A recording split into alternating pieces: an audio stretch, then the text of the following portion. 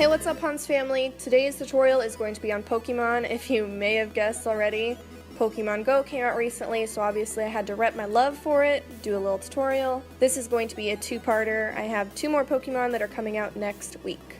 Please subscribe if you haven't already, and let's get to it. Alright, so first off we want to grab a few peachy pink roses and some fern-style leaves to emulate the look of Ivysaur's back flower thing. A headband is what will hold it all together on our head, and here's Moo being an idiot, as usual.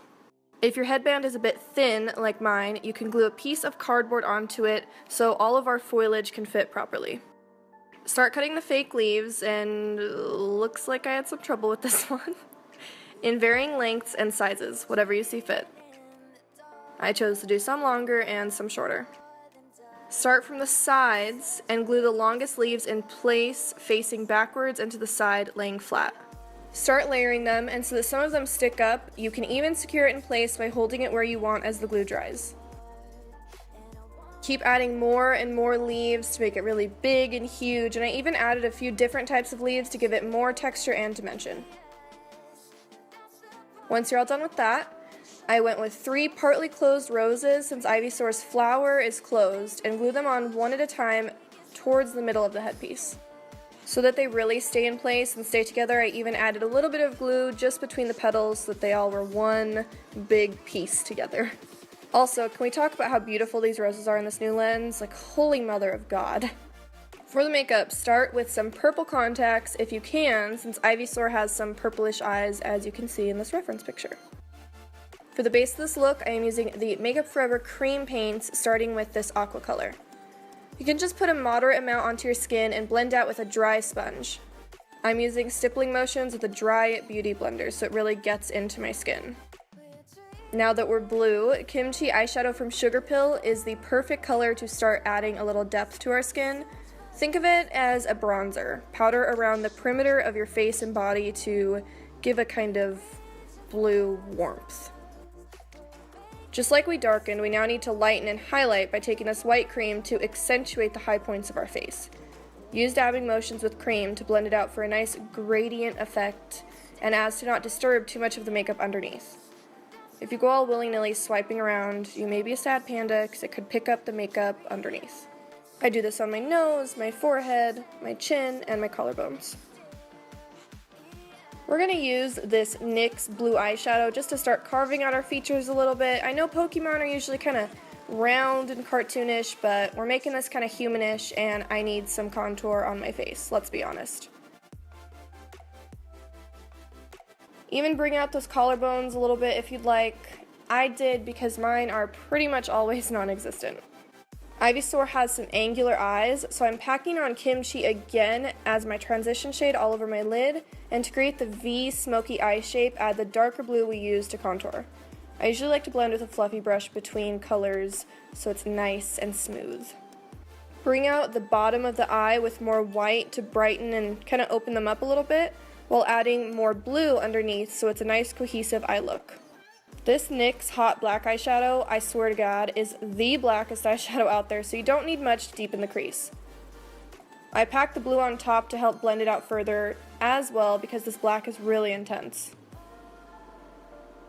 I can't do a look without some liner, it's like in my bones, and felt tip liners, in my opinion, are some of the easiest to create a cat eye with. It pretty much is like a fine marker drawing on your face, so it makes it easy as shit. So if you have trouble with liner, I would definitely try that out. And the liner was a bit stark against the blue, so I added some extra black eyeshadow at the bottom to bring it together. Popped on the Sugar Pill lashes in Plush, which are insane and full as dick, then began mixing together green cream paint to use as the spots. You can put as many or as few as you'd like, but I chose to focus them on my cheekbones, forehead, and shoulders with different sizes and shapes. You can make sure to look back at the reference picture if you want to see what they look like. Since it's cream, you want to set it, and you can make it more interesting with using a light green eyeshadow towards the bottom and a dark green eyeshadow towards the top. The top, not the stop. Wanted to bring a bit more of the purple into our Ivysaur since I felt it was lacking, and this purple is gorgeous, obviously, so I had to put that all over my lips. And for the fangs, I didn't know if I wanted to do them for sure, and I'm still kind of apprehensive about them. I don't know if I love them, so if you love them, do them. If not, don't. But I added them in since Ivysaur has them popping out. I also added a little bit of light purple to the center of my lip for a little bit of an ombre effect, and you may need to layer the white just so that the fangs are nice and bright. This look started being extra glam, so why not just add some Sugar Pill Lumi to our cheekbones and collarbones for some flair? We want to be a shimmery Ivysaur. I always forget brows, and I didn't want them bare, so I used a purple mascara just to bring them out a little bit.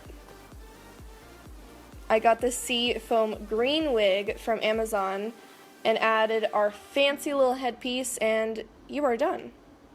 A glam little Ivysaur. Hell yeah. Time for some motherfucking Pikachu. You'll need a few supplies, but these are easy peasy to make, don't even worry. I pulled up a quick reference picture, then put my headband down in place just to sketch out where the ears are. Doing it this way will help you to show exactly how they will fit on your head. Draw them out, and in all honesty, you would only have to make one and trace them all out, then cut them out, but I wanted my ears to vary in size a little. So that these ears don't flop around, we want them to be strong and bendable. So to do so, we just need a bit of wire glued inside. I did 2 pieces that outlined the edges. Trace this ear and add a backing on top of it if you're wearing this as a costume to conceal the wire. But if it's just for a picture, you can skip this step. I just included it to show you guys in case, you don't want the wire all hanging about. I grabbed some good old yellow paint and painted the ears on both sides. And my headband was also black, so that had to be made yellow too, but if you want it to match your hair or your wig, paint it according so. Trace out the tops of the black and fill that in with a small brush and black paint. Later I did decide to add just a little bit of white paint to the black so it wasn't just that stark black. To glue these to the headband, I first cut the bottoms to be a slight arch to fit properly, then added hot glue and held it in place until it dried completely. And bam, you got some Pikachu ears. With black contacts already in my eyes and a little stained from the last look, let's start with the makeup. I kept a reference picture nearby just to go off of and started with some yellow face paint from Mayron. This is water-activated paint, so basically it gets nice and creamy when water is added, but unfortunately yellow can be very patchy, so you may have to layer it just a little bit. You can also ease up on the pressure of your brush to get a soft and non-streaky look. If it's still a bit patchy, don't worry, we're going to conceal that ish with some yellow cream paint, which will mask any imperfections. Same as last time, I'm using stipply motions to blend. And same time again, adding some white cream paint to the high points of the face. And the shoulders. Gotta do the shoulders.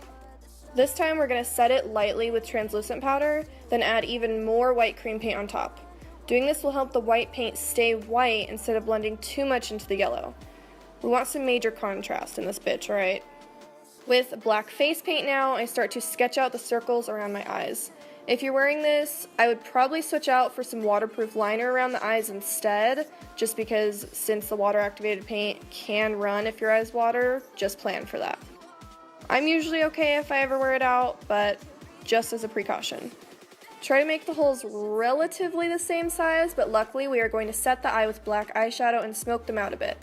This step will help you out if they aren't perfect circles. You can even help blend with yellow eyeshadow if needed.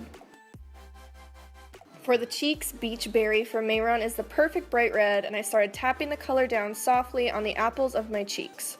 Start small so that they're about the same size as each other, and then you can blend as you go to get that same smoky effect. I wanted Pikachu to have his happy little smiling open mouth, so I sketched this out with liner and then just added the nose.